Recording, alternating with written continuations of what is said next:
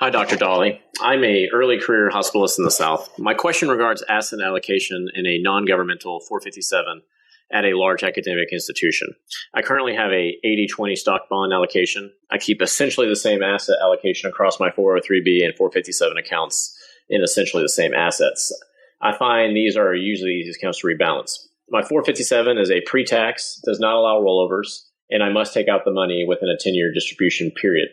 My question, is there any argument to keep more or less bonds or lower yielding assets in the 457 with the knowledge that this is possibly the first money that I will have to take out in retirement, or if I were to change positions to a different hospital mid-career?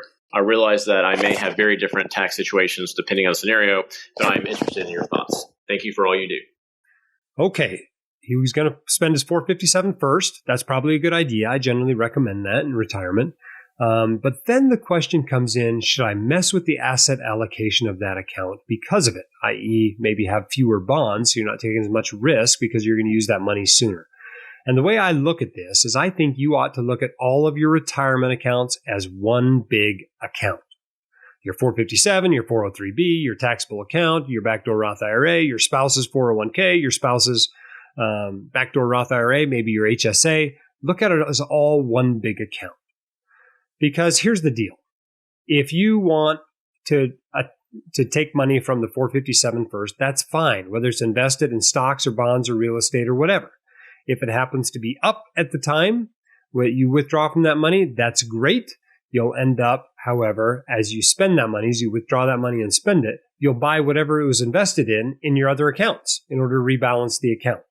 Likewise, if it's in bonds, for instance, and bonds haven't been doing very well, there's going to be less money in that account. And you're going to go through it faster, but the other accounts will be bigger than they otherwise would be because you put the stocks in those accounts and stocks did well, for instance. So I don't think you really need to be thinking about this subject when choosing an asset allocation of that account. In general, when you're implementing your asset allocation across your accounts, you want to look at the best options in that account that you need to fulfill your asset allocation. And in a lot of 457 and 403B and 401k accounts, the only decent fund in there is a 500 index fund. And so you may have your large U.S. stock allocation in that account preferentially simply because it's the only decent fund in there. And then you use your other accounts to make up the difference. But basically, I wouldn't necessarily have a different asset allocation in your 457 account. I would look at all of your accounts together. Do you want your questions answered by the White Coat Investor? Record your question at whitecoatinvestor.com/YQA or click the link in the description.